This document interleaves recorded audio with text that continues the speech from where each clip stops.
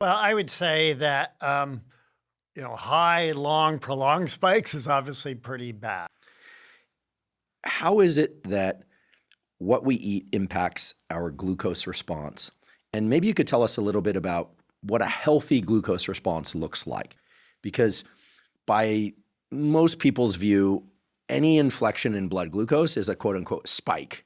But what are the sorts of spikes that matter for health? And what are the sorts of spikes in blood glucose, or what are called glucose excursions that, okay, well, that's a normal response to eating some food, and then it goes back down to baseline.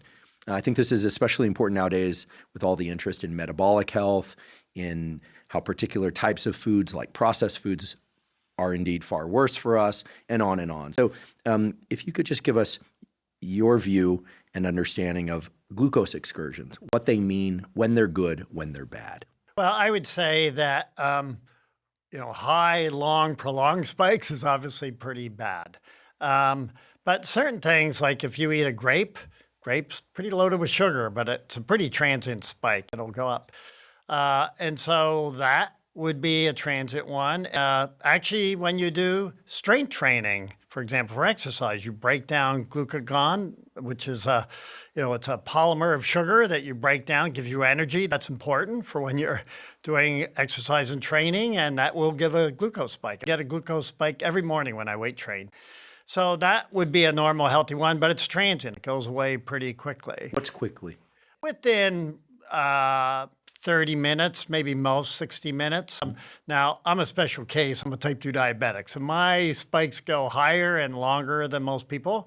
Mine are not good spikes, but we can get into that. What is a good spike? Well, the calibration people mostly uses time in range. It's a simple metric, meaning if you're a healthy person, your glucose is normally, for most people, around 90. And if you're off, you will go higher than that. For most people, you want to keep your glucose between 70 and 140. If you're healthy, for diabetics, they say try and keep it between 70 and 180. And that is what people try to do. And most healthy people, it's pretty easy. And I think one of the things we've done, you've heard about continuous glucose monitors, these devices, and I'm wearing one, and some of your staff I know are wearing them as well.